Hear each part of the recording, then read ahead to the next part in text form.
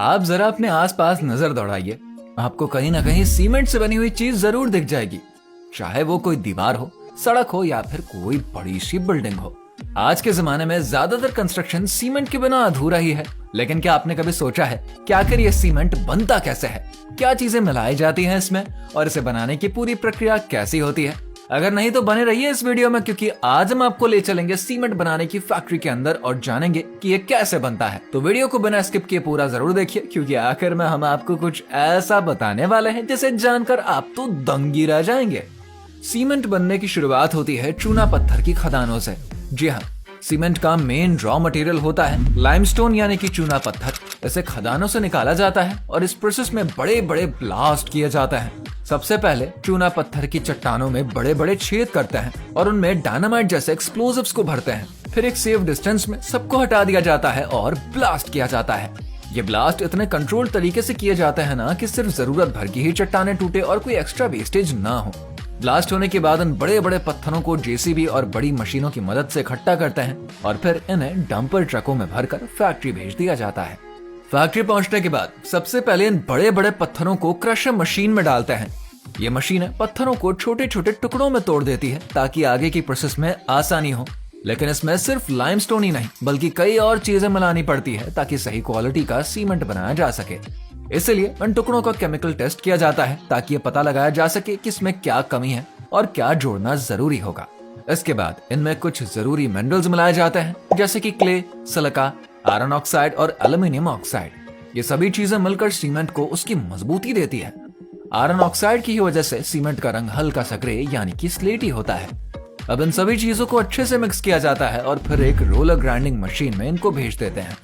ये मशीन इन सभी को महीन पाउडर में पीस देती है, जिसे कि रॉ मिक्स कहा जाता है। इसके बाद इस रॉ मिक्स को एक बड़ी सी टैंक यानी कि होमोजेनाइजेशन सेलों में रख दिया जाता है और इसे फाइनल टेस्टिंग के लिए आगे भेज देते हैं। यहाँ पर इसके केमिकल कॉम्पोजिशन को चेक करते हैं ताकि सीमेंट का फाइनल प्रोडक्ट एकदम परफेक्ट हो। अगर कोई कमी होती है तब उसमें जरूरी एलिमेंट्स को भी मिलाते हैं। अब बारी आती है इसे गर्म करने की। यह प्रोसेस सीमेंट बनाने की सबसे इंपॉर्टेंट स्टेज होती है। इस रॉ मिक्स को अब 100 मीटर ऊंचे एक प्री हीटेड टावर में भेज दिया जाता है। यहाँ पर इसे 850 डिग्री सेल्सियस तक गर्म किया जाता है। ये गर्म हवा असल में भट्टी यानी कि क्लिन से निकलती है, जिससे कि ईंधन की भी बचत होती है। जब ये पाउडर नीचे पहुंचता है ना, तब इसको एक घूमती हुई भट्टी में भेजते हैं, जिसको कि रोटेटरी क्लिन कहते हैं। ये भट्टी करीब 60 मीटर लंबी होती है और इसमें 1400 से 1500 डिग्री सेल्सियस तक का तापमान पहुंच जाता है। जब ये पाउडर इस भट्टी के अंदर आता है तब ये पूरी तरीके से पिघल जाता है और इसमें मौजूद सारे केमिकल्स एक दूसरे से रिएक्ट करने लगते हैं। धीरे धीरे ये जमने लगता है और छोटे छोटे टुकड़ों में बदल जाता है, जिसको कि क्लिंकर कहा जाता है। अब यह क्लिंकर बहुत ज्यादा गर्म होता है, इसीलिए इसको ठंडा करना बहुत ही जरूरी होता है। इसके लिए इसे क्लिंकर कूलर से गुजारते हैं, जहां पर इसका तापमान 100 डिग्री सेल्सियस तक लाया जाता है। इसके बाद इसको एक स्टोरेज में रखा जाता है ताकि इसको जरूरत के हिसाब से इस्तेमाल में ला सके। अगर कभी फैक्ट्री बंद हो जाए ना, तो भी इससे सीमेंट बनता ही रह सकता है। अब इस क्लिंकर को बॉल मिल ग्राइंडिंग मशीन में डालते हैं। यह मशीन अंदर से बिल्कुल एक बड़ी सी बेलन जैसी ही होती है, जिसमें कि हजारों स्टील की बॉल्स भरी होती है। जैसे ही ये मशीन घूमती है, ये स्टील बॉल्स क्लिंकर को बहुत महीन पाउडर में पीस देती है। इसी समय इसमें 2 से 3% जिप्सम मिलाया जाता है। जिप्सम का काम बहुत ही इंपॉर्टेंट होता है, क्योंकि ये सीमेंट को जल्दी जमने से रोकता है। अगर जिप्सम ना डाला जाए ना, तो सीमेंट इतनी जल्दी जम जाएगा कि उसका इस्तेमाल करना मुश्किल ही हो जाएगा। इसके अलावा अगर खास तरह की पक्की वाली सीमेंट बननी हो ना, तो इसमें फ्लाई ऐश यानी कि कोयले की राख भी मिलाई जाती है। अब सीमेंट लगभग तैयार हो चुका है। इसे अब सेपरेटर मशीन से गुजारता है, जहां पर इसका बारीक पाउडर अलग किया जाता है और मोटे कणों को दोबारा पीसने के लिए भेज देते हैं। इसके बाद इसको बड़े बड़े सीमेंट के टैंकों में रखा जाता है। आखिर में ये सीमेंट ऑटोमेटिक पैकेजिंग मशीन में भेज दिया जाता है, जहां पर इसको 50 किलो के बैग्स में भरा जाता है और फिर इनको सील कर दिया जाता है। इन्हें ट्रकों और ट्रेनों में भरकर कंस्ट्रक्शन साइट्स पर पहुंचाते हैं। कई बार बड़े प्रोजेक्ट्स के लिए इसे सीमेंट टैंकर में भरकर भी भेजा जाता है और इस तरीके से बनता है वो सीमेंट जो कि आपके घर, बिल्डिंग और सड़कों को मजबूत बनाता है। तो दोस्तों, अब जब भी आप किसी इमारत को देखेंगे तो आपको ये जरूर याद आएगा कि इसके बनने में कितना कुछ पीछे छुपा है। अब बात करते हैं प्लास्टिक के बैग्स बनाने की। आखिर इन्हें फैक्ट्री में किस तरीके से तैयार करते हैं। बैग बनाने का सफर शुरू होता है रॉ मटेरियल के बड़े बड़े रोल से। हर बैग के टाइप के हिसाब से अलग अलग मटेरियल्स को यूज करते हैं। जैसे कि HDPE, हाई डेंसिटी पॉलीथिलीन। मजबूत और टिकाऊ प्लास्टिक बैग्स के लिए PP, पॉलीप्रोपिलीन हल्के लेकिन मजबूत बैग्स के लिए इस्तेमाल किया जाता है। क्राफ्ट पेपर, जो कि इको फ्रेंडली पेपर बैग्स के लिए उपयोग में होते हैं, और नॉन वोवन मटेरियल, जिसका इस्तेमाल ज्यादातर शॉपिंग और गिफ्ट बैग्स में होता है।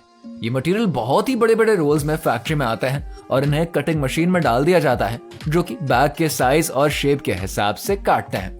ये पहला और सबसे जरूरी स्टेप होता है, क्योंकि यहीं पर तय होता है कि बैग का फाइनल लुक कैसा होगा। अब जब मटेरियल कट जाता है तब इसको स्टिचिंग मशीन में भेजते हैं। यहाँ पर बैग्स के किनारे सिल दिया जाता है ताकि ये मजबूत बने और भारी सामान को भी संभाल सके। ध्यान देने वाली बात तो यह है कि कुछ बैग्स स्टिच किए जाते हैं तो कुछ बैग्स को हीट सीलिंग मशीन से जोड़ देते हैं।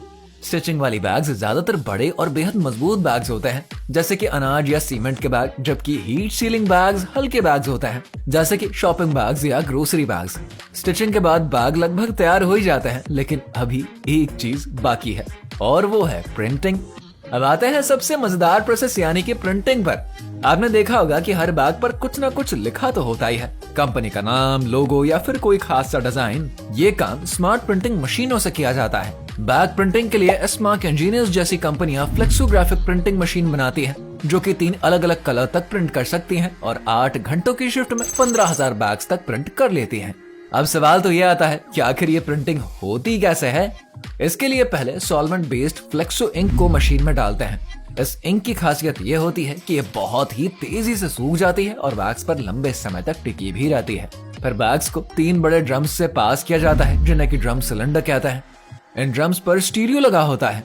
स्टीरियो मतलब एक रबर प्लेट जिस पर कंपनी का नाम और डिजाइन उकेरा गया होता है। अब जैसे जैसे बैग मशीन में आगे बढ़ता है ना, इस पर अलग अलग कलर से प्रिंटिंग होती जाती है। पहले ड्रम से एक कलर, दूसरे ड्रम से दूसरा कलर और तीसरे ड्रम से तीसरा कलर। इससे बैग्स पर एकदम शार्प और परफेक्ट डिजाइन उभर कर आ जाता है। अब जब बैग पूरी तरीके से बनकर तैयार हो जाते हैं तब इसको इंस्पेक्शन टीम चेक करती है। कोई बैग फटा तो नहीं है, प्रिंटिंग खराब तो नहीं हुई है, स्टिचिंग परफेक्ट है या फिर नहीं, इन सभी चीजों को ध्यान से परखा जाता है। इसके बाद इन बैग्स को गिनकर बड़े बड़े बंडलों में पैक करते हैं और फिर इनको supermarkets, grocery stores, factories, online shopping कंपनियों और होलसेल डीलरों तक भेज दिया जाता है। लेकिन क्या आप जानते हैं कि दुनिया का सबसे बड़ा बैग कितना बड़ा है? Guinness book of world record के मुताबिक दुनिया का सबसे बड़ा बैग 20 फीट लंबा और 14 फीट चौड़ा है और इसे खास तौर पर एक प्रमोशनल इवेंट के लिए बनाया गया था। इसके अलावा कुछ बैग्स तो पानी में घुल भी सकते हैं। जी हाँ, अब ऐसे बायोडिग्रेडेबल बैग्स बनाए जा रहे हैं जो कि कुछ हफ्तों में ही मिट्टी या पानी में घुलकर गायब हो जाते हैं, जो कि हमारे पर्यावरण के लिए बहुत ही फायदेमंद है। हर साल दुनिया में 5 ट्रिलियन से भी ज्यादा प्लास्टिक बैग्स बन रहे हैं, जो कि इतनी बड़ी संख्या है ना कि अगर उन्हें एक के ऊपर एक रखा जाए ना तो ये चांद तक 30 बार पहुंच सकता है। तो दोस्तों, अब आप जान गए हैं कि प्लास्टिक बैग्स आखिर कैसे बनते हैं। क्या ये प्रोसेस आपको मजेदार लगा है और कौन सा स्टेप सबसे ज्यादा इंटरेस्टिंग लगा है? नीचे कमेंट करके जरूर बताइए। अगर आपको ये वीडियो पसंद आई है तो उसको लाइक और शेयर करना बिल्कुल मत भूलिए। और हाँ, ऐसे ही मजेदार वीडियोस को देखने के लिए चैनल को सब्सक्राइब कर लीजिए। मिलते हैं अगले वीडियो में, तब तक के लिए बाय बाय।